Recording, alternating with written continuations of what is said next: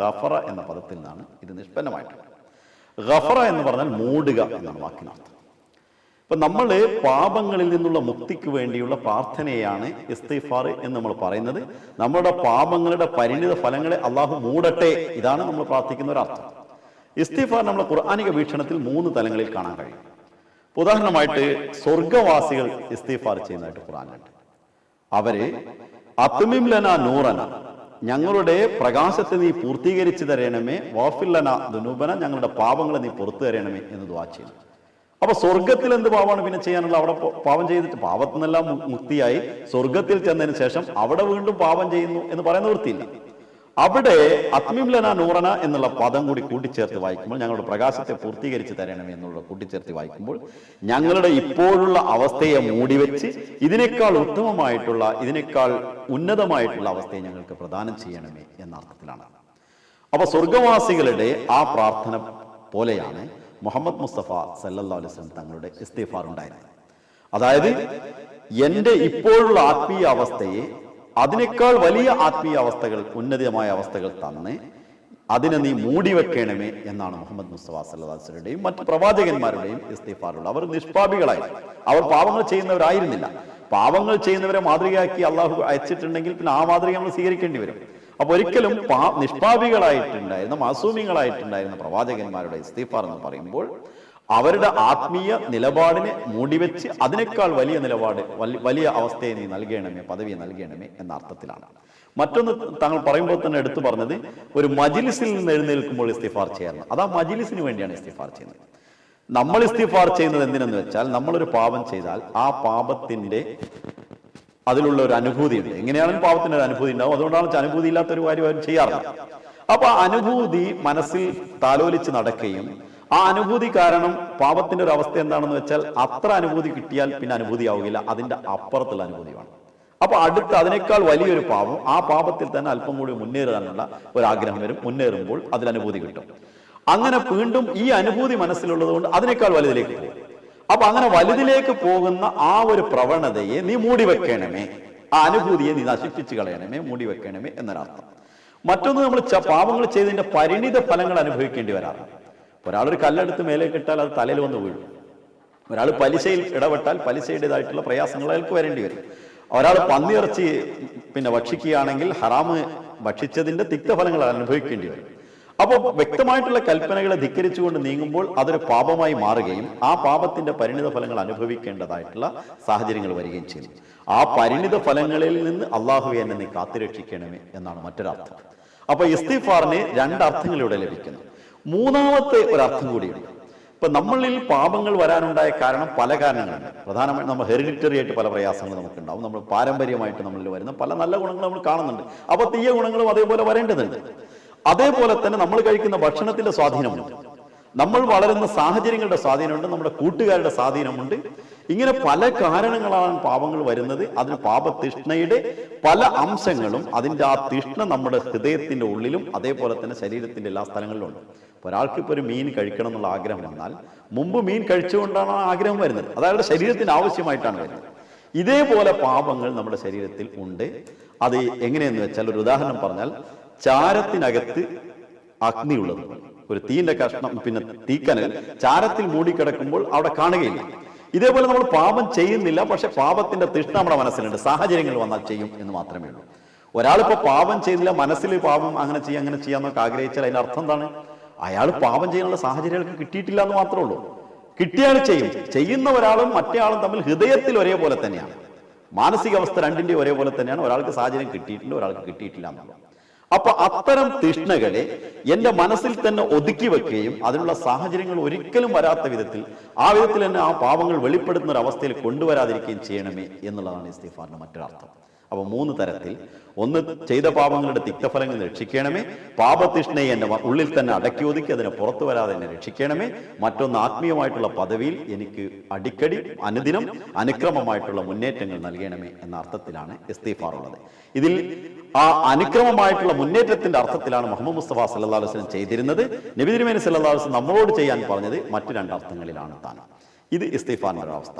മറ്റൊന്നുള്ളത് ദുആ, പ്രാർത്ഥന എന്നുള്ളത്. ഖുർആൻ പറയുന്നത് ഖുൽ മാ യഅബഉ ബിക്കും റബ്ബി ലൗലാ ദുആക്കും. നിങ്ങളുടെ പ്രാർത്ഥനയില്ലെങ്കിൽ അള്ളാഹു നിങ്ങളെ ഒരു തരത്തിലും പരിഗണിക്കുകയില്ല. നമ്മൾ ഏതെങ്കിലും ഒരാളെ കൊണ്ട് പ്രാർത്ഥിപ്പിക്കുക എന്നൊക്കെ പറയണ്ട, അത് പ്രാർത്ഥിപ്പിക്കുക. പക്ഷെ നമ്മൾ പ്രാർത്ഥിക്കുക എന്നുള്ളത് നമ്മുടെ കടമയാണ്, ആദ്യത്തെ കടമ. നമ്മൾ പ്രാർത്ഥിക്കുകയും പ്രാർത്ഥിക്കുന്നതിനനുസരിച്ച് പ്രവർത്തിക്കുകയും ചെയ്യണമെന്ന് ഖുർആൻ പറയുന്നു. പ്രവർത്തനം മറ്റൊരു തലത്തിലുണ്ട്. ആ പ്രവർത്തനത്തിനുള്ള സൗഭാഗ്യത്തിനും നാം പ്രാർത്ഥിക്കേണ്ടതുണ്ട്.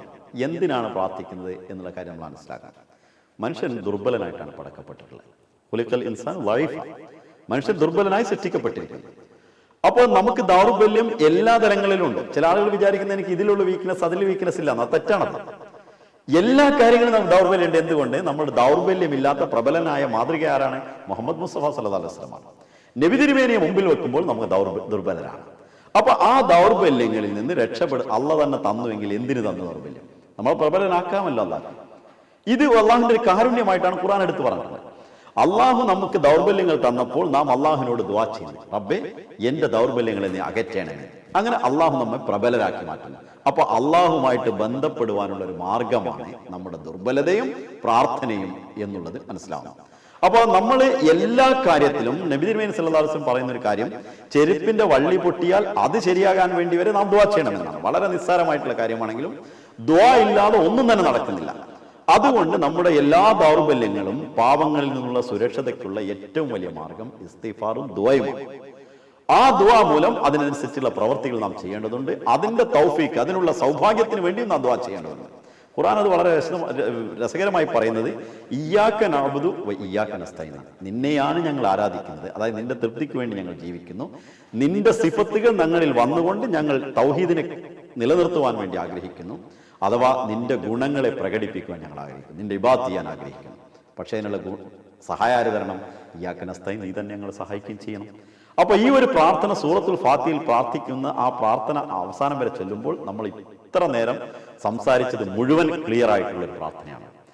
നിന്നെ മാത്രം ഞങ്ങൾ ആരാധിക്കും. അള്ളാഹുവിന്റെ സിഫത്തുകൾ, ആദ്യം 4 സിഫത്തുകൾ പറഞ്ഞു. ആ ഗുണങ്ങൾ പറഞ്ഞതിന് ശേഷം അത് ഉമ്മു സിഫാത്താണ്, അതായത് അള്ളാഹുവിന്റെ അടിസ്ഥാനപരമായിട്ടുള്ള ഗുണങ്ങളാണ്. ആ ഗുണങ്ങളുടെ വ്യത്യസ്ത കോമ്പിനേഷനുകളിലെ പ്രകടനങ്ങളാണ് മാറ്റി ഗുണങ്ങളെല്ലാം തന്നെ. ആ ഗുണങ്ങളുള്ള അള്ളാഹുവിനെ കണ്ടുകൊണ്ട് പറയാണ്, നിന്നെ മാത്രം ഞങ്ങൾ ആരാധിക്കുന്നു. അഥവാ നിന്റെ ഗുണങ്ങൾ ഞങ്ങളിൽ ലയിക്കണം, അതിൽ വിലയം പ്രാപിക്കണം, നിന്റെ ദർപ്പണമായി മാറണമെന്ന് ഞങ്ങൾ ആഗ്രഹിക്കുന്നു. വയ്യാക്ക നസ്തഈൻ, നിന്നോട് മാത്രം അതിനുവേണ്ടി സഹായത്തെയും പ്രാർത്ഥിക്കുന്നു. ഞങ്ങളെ നീ നേരായ മാർഗത്തിൽ നടത്തണമേ. ആ നടന്ന മാർഗം ആരുടേത്? അള്ളാഹുവിന്റെ അനുഗ്രഹം സിദ്ധിച്ച ആളുകളുടെ മാർഗം. അൻഅംത അലൈഹിം, അവരാരാണ്? നബിമാര്, സിദ്ദീഖീങ്ങൾ, ശുഹദാക്കൾ, സാലിഹീങ്ങൾ തുടങ്ങിയിട്ടുള്ള അവരുടെ മാർഗത്തിൽ. അതേ സമയത്ത് മാർഗഭ്രംശം കാരണം, അതായത് ഹിദായത്ത് ലഭിച്ചതിന് ശേഷം വഴിപിടച്ചിട്ടുള്ള ആളുകളുടെ മാർഗത്തിലല്ല. എല്ലാ അനുഗ്രഹങ്ങളും ലഭിച്ചതിന് ശേഷം അതിനെ ധിക്കരിച്ചുകൊണ്ട് നീങ്ങി അള്ളാഹുവിന്റെ കോപത്തിന് പാത്രീഭൂതരായിട്ടുള്ള ആളുകളുടെ മാർഗത്തിലുമല്ല. ഈ 2 മാർഗത്തിൽ നിന്നും വിമുക്തമായിട്ടുള്ള ഒരു മാർഗം, അത് നിന്റെ അനുഗ്രഹത്തിന്റെ മാർഗമാണ്. അതിൽ ഞങ്ങളെ വഴി നടത്തണമേ എന്നാണ് സൂറത്തുൽ ഫാത്തിഹയിൽ നാം പ്രാർത്ഥിക്കുന്നത്. നമ്മളിപ്പോൾ സംസാരിച്ചു വന്നതിന്റെ ആകെ ചുരുക്കം. അതിന് മുമ്പ് വേറൊരു സംശയമുള്ളത്, ഇപ്പൊ ദുആ നമ്മൾ പിൻപറ്റുന്ന റസൂലുള്ളാഹി സ്വല്ലല്ലാഹു അലൈഹി വസല്ലം എന്ന് പറഞ്ഞു. ദുആ ഇവിടെ എല്ലാ വിഭാഗം ആളുകളും ദുആ ചെയ്യാറുണ്ട്. ചിലര് നമസ്കാരത്തിന് ശേഷം കൂട്ടുപ്രാർത്ഥന നടത്തുന്നു, ചിലർ ഒറ്റക്കൊറ്റക്ക് ദുആ ചെയ്യുന്നു. ഇതൊക്കെ ചില കാര്യങ്ങളൊക്കെ മനപ്പാടം പഠിച്ചിട്ടുള്ള കാര്യങ്ങൾ ഇങ്ങനെ എണ്ണി പറഞ്ഞിട്ടൊക്കെയാണ് പലരും ദുആ ചെയ്യുന്നത്. പക്ഷേ ദുആയുടെ ഹഖീഖത്ത് എന്താണ്? ദുആ സ്വീകരിക്കണമെന്നുണ്ടെങ്കിൽ, അത് സ്വീകാര്യതയുടെ ഒരു മർത്തബയിലേക്ക് എത്തണമെന്നുണ്ടെങ്കിൽ അതിനെന്താണ് മാർഗം? അതെങ്ങനെയാണ് ആ ദുആ സ്വീകരിക്കപ്പെടുന്ന അവസ്ഥ ഉണ്ടാവുക എന്നുള്ളത് കൂടി. ഏതൊരു കാര്യവും സ്വീകരിക്കണമെങ്കിൽ ആദ്യം ചെയ്യേണ്ട ആളുടെ അടുത്ത് പോയി പറയാന്നുള്ളതാണ്. ആളോട് സാമീപ്യം വേണം. അത് ഖുർആൻ വളരെ രസമായിട്ട് പറയുന്നത്, വൈദാ സഅലക ഇബാദി, എന്റെ ദാസൻ നിന്നോട് എന്നെ കുറിച്ച് ചോദിച്ചാൽ എന്താണ് അതിനുള്ള മറുപടി? ഫഇന്നി ഖരീബ്, ഞാൻ അവന്റെ അടുത്ത് തന്നെ ഉണ്ട്. അപ്പൊ അള്ളാന്റെ അടുത്ത് പോയിട്ടാണ് ചോദിക്കേണ്ടത്. അപ്പൊ ഒരു ദാസൻ, അതായത് ഇബാദത്ത് ചെയ്തുകൊണ്ട് ഒരാൾ അള്ളാഹുമായി അടുത്ത്, അള്ളാഹുവിന്റെ അടുത്തിരിക്കുന്ന അള്ളാഹുവിനോട് ചോദിക്കണം. ദൂരെ കിടക്കുന്ന അള്ളാഹിനെ വിളിച്ചിട്ട് കാര്യമില്ല. അപ്പൊ അള്ളാഹുവുമായിട്ട് അടുക്കണം. അത് മാത്രമല്ല, ആ ദുആയുടെ സ്വീകാര്യത്തിൽ ഉജീബു ദഅവത്ത ദാഇ, ഞാൻ അടുത്തുണ്ട് എന്നുള്ള തെളിവ്, അവൻ എന്നോട് ദുആ ചെയ്താൽ ഞാൻ എന്നെ സ്വീകരിക്കും എന്നുള്ളതാണ്. ഫൽയസ്തജീബു ലി വൽയുമിനു ബി, അവൻ എന്നിൽ വിശ്വാസം അർപ്പിക്കുകയും ഞാൻ പറഞ്ഞ കാര്യങ്ങൾക്ക് എന്നോട് ഉത്തരം നൽകുകയും ചെയ്യും, ഞാൻ പറഞ്ഞ കാര്യങ്ങൾ അനുസരിച്ച് പ്രവർത്തിക്കുകയും ചെയ്യണം. അങ്ങനെയാണെങ്കിലാണ് എൻ്റെ ദുആ സ്വീകരിക്കുന്നത്, അവന്റെ ദുആ സ്വീകരിക്കുന്നത്. അപ്പൊ അള്ളാഹുവിന്റെ ദുആ സ്വീകരിക്കുന്ന പല കാര്യങ്ങളുണ്ട്. അതിന്റെ മർമ്മ ഇതാണ്, അള്ളാഹുവിന്റെ അടുത്തെത്തണം, അതായത് അള്ളാഹുവിനെ അടുക്കാൻ വേണ്ടി ശ്രമിക്കുന്ന ഒരാളായിരിക്കണം. ഇബാദത്ത് കൊണ്ട് അള്ളാഹുമായി അടുക്കണം. അടുത്തത് മാത്രമല്ല, അവന്റെ പ്രവർത്തികളിൽ അള്ളാഹു അവനോട് കൽപ്പിച്ചതെല്ലാം അവൻ ചെയ്യണം. അത് മാത്രമല്ല, അള്ളാഹുവിൽ പൂർണ്ണമായിട്ടും ഒരു വിശ്വാസം വേണം. ഇതിന് നല്ല ഒരു ഉദാഹരണം എനിക്ക് തോന്നുന്നത്, നമുക്കാരുമില്ല എന്നുള്ളൊരു തോന്നൽ വരും. ദൗർബല്യം ഞാൻ നേരത്തെ പറഞ്ഞു. ഇപ്പൊ ഒരു 10 ആള് വന്ന് നമ്മളെ കൊല്ലാൻ പോകുമ്പോൾ ആരുമില്ലെങ്കിൽ, നമ്മളെ രക്ഷിക്കാൻ ആരുമില്ല എന്നുള്ള നമ്മളൊരു കരച്ചിൽ കയറി ഒരൊച്ച ഇടും. ആ ഒച്ചയിൽ തന്നെ വ്യക്തമായിരിക്കും എനിക്കാരുമില്ല, ഞാൻ ഒറ്റക്കാണ്, തനിയാണ്, എനിക്കാരുമേ ഇല്ല എന്ന്. അത് അയാളുടെ ദൗർബല്യമാണ് തെളിയിക്കുന്നത്. ഇതേപോലെ നമ്മുടെ ഓരോ കാര്യങ്ങളും എനിക്കാരുമില്ല, ഞാൻ ദുർബലനാണ് എന്നുള്ള പൂർണ്ണമായിട്ടുള്ള ഹൃദയത്തിന്റെ അന്തരാളങ്ങളിൽ നിന്ന് വരുന്നൊരു നാദമുണ്ട്. അതാണ് അമ്മ യുജീബുൽ മുളുത്തറ. കഷ്ടപ്പെട്ട് ദുഃഖിച്ച് പരവശനായി അള്ളാഹുവിനോട് ചോദിച്ചാൽ അള്ളയല്ലാതെ വേറെ ആരാണ് അവന്റെ ദുആക്ക് ഉത്തരം നൽകുക എന്ന് പറയുന്നത്. അപ്പൊ പൂർണ്ണമായിട്ടും നിസ്സഹായനായി നിരാലംബനായി എനിക്ക് അള്ളാഹു മാത്രമേ നൽകാനുള്ളൂ എന്ന നിലയിൽ അള്ളാഹുവിനോട് ദുആ ചെയ്യുക എന്നുള്ളതാണ് ദുആ സ്വീകാര്യതയുടെ മറ്റൊരു രഹസ്യം. മറ്റു പല കാര്യങ്ങളും ഇക്കാര്യത്തിലുണ്ട്. അപ്പോൾ മുഹമ്മദ് മുസ്തഫ സല്ലല്ലാഹു അലൈഹി വസല്ലം തിരുമേനിയുടെ സുന്നത്തിൽ ദുആ ഇസ്തിഗ്ഫാർ എന്നുള്ളത് മർമ്മപ്രധാനമായിട്ടുള്ള ഒരു സംഗതിയാണ്. പ്രാർത്ഥനയും പാപപൂർതിക്കുള്ള യാചനയും. അതുകൂടാതെ മുഹമ്മദ് മുസ്തഫ സല്ലല്ലാഹു അലൈഹി വസല്ലം എങ്ങനെയാണ് പ്രവർത്തിച്ചിരുന്നത് എന്ന കാര്യങ്ങൾ നോക്കി നാം അതനുസരിച്ച് പ്രവർത്തിക്കുകയും ചെയ്യുന്നു. ഇതിൽ നബി തിരുമേനി സല്ലല്ലാഹു അലൈഹി വസല്ലമയുടെ ജീവിതത്തിൽ നമ്മൾ കാണുന്നത്, അങ്ങനെ പോയാൽ റസൂൽ എങ്ങനെ ഉണ്ടായിരുന്നത്? ഒമാ റമൈത ഇദ റമൈത വലാകിൻ അല്ലാഹു റമ. റസൂൽ ഒരു പിടി മണ്ണ് വാരിയിട്ട് യുദ്ധമുഖത്തേക്ക് വലിച്ചെറിയുന്നു. ആ ഒരു പിടി മണ്ണിന്റെ ശക്തി കൊണ്ട് എല്ലാവരുടെയും കണ്ണിലെത്തുകയും മുഴുവൻ യുദ്ധമുഖത്തുണ്ടായിരുന്ന എതിരാളികളും പിന്തിരിഞ്ഞോടുകയും ചെയ്തു. അതിന് ഖുർആൻ പറയുന്നത്, നീയല്ല എറിഞ്ഞത്, അള്ളയാണ് എറിഞ്ഞത്. വാസ്തവത്തിൽ എറിഞ്ഞത് റസൂലുള്ളാഹിയാണെന്ന് എല്ലാവരും കണ്ടതാണ്. പക്ഷെ അള്ളയാണ് എറിഞ്ഞതെന്ന് പറഞ്ഞതിന്റെ ഉദ്ദേശം അള്ളാഹുവിന്റെ പ്രഭാവമാണ് അവിടെ വെളിപ്പെട്ടത്.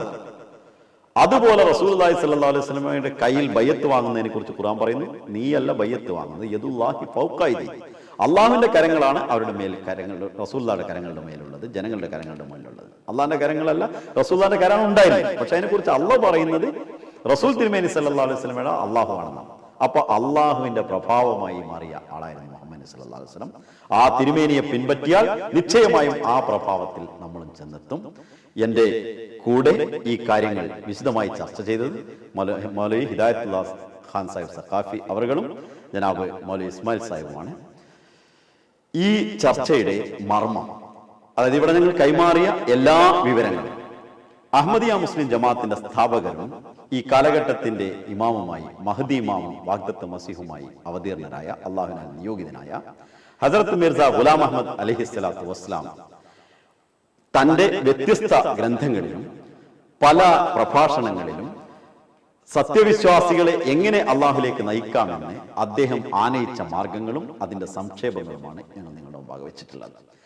ഇതിന്റെ തുടർച്ച ഇനിയും ചില കാര്യങ്ങൾ വെക്കേണ്ടതുണ്ട്. ജീവിതത്തിൽ എങ്ങനെയാണ് ഇസ്ലാം ഇടപെടുന്നത്, നബി തിരുമേനിയുടെ മാർഗങ്ങൾ എങ്ങനെയാണ് എന്നുള്ളത് ഈ കാലഘട്ടത്തിൽ മുഹമ്മദ് മുസ്തഫ സല്ലല്ലാഹു അലൈഹി വസല്ലം തിരുമേനിയെയും വിശുദ്ധ ഖുർആനെയും പരിചയപ്പെടുത്തി, അള്ളാഹു എന്നോട് ഭാഷണം നടത്തിയിരിക്കുന്നു, അള്ളാഹുവിനെ ഞാൻ സന്ധിച്ചിരിക്കുന്നു എന്നതിന് സമൂർത്തമായ തെളിവ് ഞാനിവിടെ ഉണ്ട്. എന്റെ ഈ മാർഗത്തെ, അതായത് മുഹമ്മദ് സല്ലല്ലാഹു അലൈഹി വസല്ലമയുടെ ഈ മാർഗത്തെ പിൻപറ്റിയാൽ സജീവനായ ദൈവത്തെ നിങ്ങൾക്ക് കാണാൻ സാധിക്കും, ജീവനുള്ള ദൈവത്തെ കാണാൻ സാധിക്കും എന്ന് അദ്ദേഹം പറയുന്നു. അതിന്റെ ബാക്കി കാര്യങ്ങൾ ഇൻഷാ അല്ലാഹ് അടുത്ത ചർച്ചയിൽ നാം അത് വിശദമായിട്ട് വിശകലനം ചെയ്യും. അതുവരേക്ക് നമുക്ക് അതിനുവേണ്ടി പ്രതീക്ഷിച്ചിരിക്കാം. വാഖിറു ദഅവാന അനിൽ ഹംദുലില്ലാഹി റബ്ബിൽ ആലമീൻ.